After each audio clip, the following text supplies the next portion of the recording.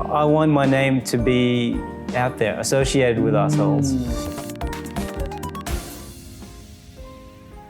So how about let's deep dive right now into your favorite campaigns. The interesting thing is, right, because what we discussed about his book was actually one of my favorite campaigns because it's an ongoing campaign at the moment, but what he's done is he's actually, and this is Dave, by the way, and I'm talking about David as though he's not here. Hey, nice to meet you. The story you told me is that that this started off as an accident.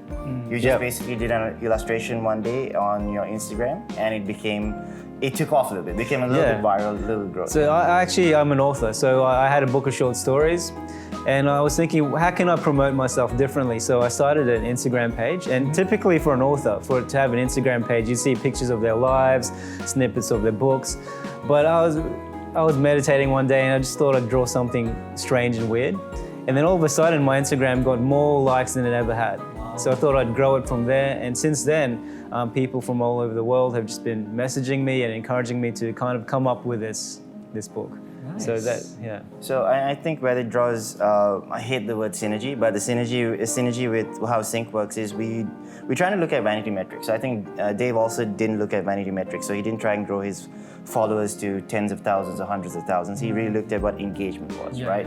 So, the reason that I consider the campaign he's currently running as a success is because for his art posts, he actually garners more likes per post than he actually has followers, which is really rare because you don't do sponsorship that much, right? You don't do anything like that. No, just a little bit. I still do it. I work with influencers as well, but not that much.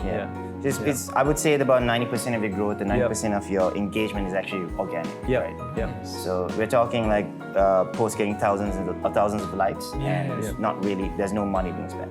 Maybe can you run through with us what the process was like in terms of generating this idea, generating the book, and then generating the outputs for PR itself? Sure. So at first, I was really inspired by, obviously, reading the biography of Bob Iger from Disney, and there's just a constant pursuit of perfectionism. So obviously started out as fun, but I really want to deliver something great to the people who are following me on Instagram and social media and so forth. So I'm always improving my sketches. If you look back in my very first drawings, very amateur. They used to be black and white sketches on notepads. Now they're colored. They're still very amateur, but I'm breathing life into them, right? But now with my book, I'm treating it as a product, so it has to be a really good quality product, right? So I'm sending it to multiple test groups. Getting a lot of feedback from people, and I'm just not settling for the first copy I have, which was one mistake I had with my first book. So I'm treating it as an amazing product. At the same time, I'm growing my social media. At the same time, we're working on a pretty comprehensive PR and marketing plan to make sure just try and get it to as many hands as possible. So, just to add into that, right? So when we're building the PR plan, what we're really looking at is what has worked for other companies in maybe not similar, but producing a product and really pushing it out to a very wide audience. That, I'll be honest with you, has niche taste, right? So, no, this is not a book for everyone. I'm not going to be able to give this to probably my mom, and she's going to be like, this is funny. I'm going to give it to my mom. But I don't think she'll find it funny. I don't think my mom would love it, but... She might. You never know, huh? Give it to your mom, man. Okay, fair enough, I will. But we looked at it from really building that core target audience and identifying who they are. So it's really looking at, if you want to really talk about numbers and metrics, we are looking at who likes David's posts, who likes his Instagram account, who does he connect with best, where does he get the best feedback from, right? And not genuine feedback. So we're actually manually looking at these sometimes, trying to figure out and understand.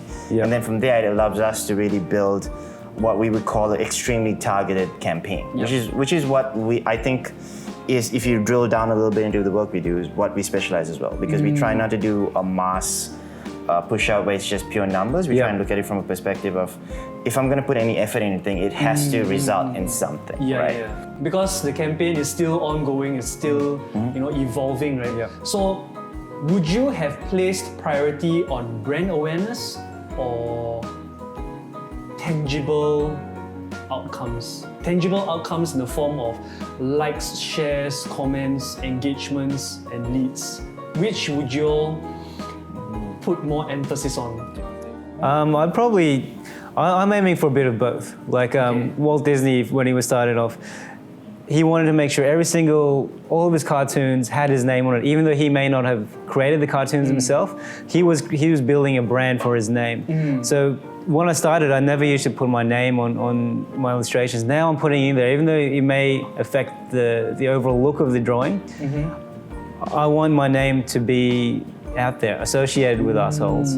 So that's a really bad thing to say. No, It is already. so the brand, I think, is important. That's why if you look at a book, the author's name is normally bigger than the book title, right? Yep. So I believe the brand is important, and it indirectly will help increase tangible measures. For sure. So that we do have tangible goals. So for example, sales. I think that's the ultimate goal. Yeah. But brand is also key to achieving those measures. Social media growth, as Tong mentioned, I believe it'll get there. Yeah. If you consider the vanity metrics like hundreds of thousands of followers, that hasn't been as important to me as to some other people. But engagement is also always important to me because it means people like what I'm showing them. In terms of coming back to the book launch itself, in terms of campaigning, would you say that the outcomes that you guys derived from this campaign, pushing up PR and digital marketing for everyday assholes, was it a failure or was it fresh? I mean, starting from scratch, right? Starting basically from scratch to get a book out of illustrations out, that's fresh. Whether it becomes a failure or not in the end, that one's to be seen. Hopefully not. I just keep on saying that. She's like really bringing him down. Oh, well, just don't worry. We'll support you. I'll still be your friend, maybe. You've always got a job at Sync, maybe. Thank you so much for Thanks, talking about Emma. your campaign and being open about your failures and all. People would definitely appreciate this kind of insights into the processes, into the outcomes, into the objectives. So thank you so much. Thanks, we are man. now friends. That's a strong Can we word. say family? How do you say? Wow. How do you say acquaintances with a word that starts with an F? I know one. I'm not going to say it. No, we're secret friends, man. All right. Yeah.